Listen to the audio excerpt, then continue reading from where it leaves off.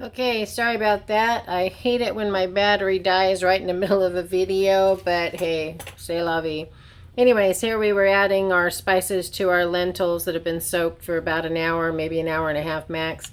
And I was doing a second one of the Bragg's multi-herb. So delicious. Getting that in there. Let me tell you what's in here. It's rosemary, garlic, red bell pepper, tomato, black pepper, organic extra virgin olive oil that's been dehydrated, parsley, tarragon, lemon peel, orange peel, apple cider vinegar, celery seed, oil, dill seed, oregano, savory, sage, ginger, coriander, bay leaf, turmeric. Oh my goodness. Oh, my tasty word is what I say. All right. So we're going to take this now. We're going to add it to our handy dandy blend tech here and make a lot of noise. So I'm going to pause the video. Okay, this is how the batter looks when it is complete.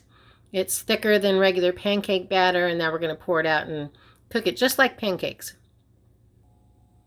Depending on how big you want your flatbreads or tortillas or whatever you want to call them, I'm going to start with about 1/3 of a cup of batter here and kind of just swirl it out a little bit.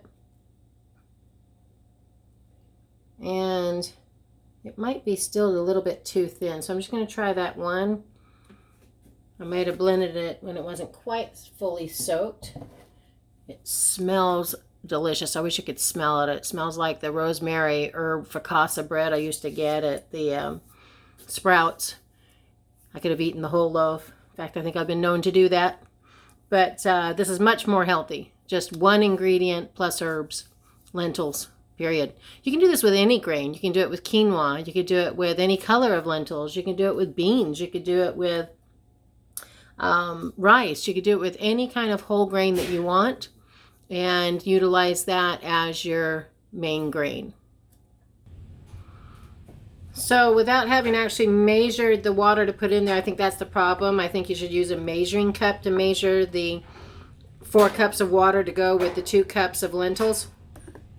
And I had measured it using the lentils and then adding water to it, and it's harder to estimate that correctly. So to thicken up the batter just a little bit, I did pulse in some sun-dried tomatoes. They're dehydrated. They absorbed a lot more of that water, so you can see it's a lot more thicker texture, if you see that. All right, so let's try that. And I love sun-dried tomatoes anyways. One thing nice about these non-stick skillets, or griddles as they call them, is you don't have to spray them. They don't stick. That's the whole point.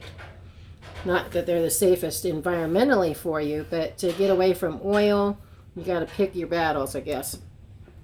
So I'm going to put some on here.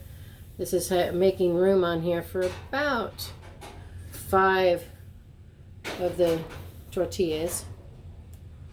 If I space them a little differently moving forward, I can probably get 6. And we'll let those cook until they're nice and brown on the bottom and can be flipped easily. All right. You want to cook them on a lower heat for a longer period of time so they're thoroughly cooked throughout, because they are kind of a thick batter. Nothing that about 5 or 6 minutes an air fryer won't cure, but you want to get the best texture you can. How do you use them? You wrap them up in a carrot hot dog. Look at this, nice grill lines from the grill. Wraps up easy in the tortilla. Can't forget about the sauerkraut. It was been calling my name since I got home. Can't forget about a little bit of relish. A little bit of pickle relish here. Spread that around.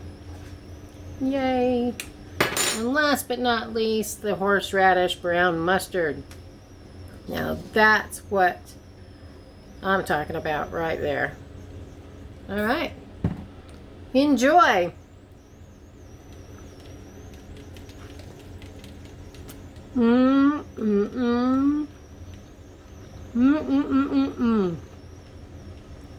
Oh my tasty word. Oh my goodness. Enjoy.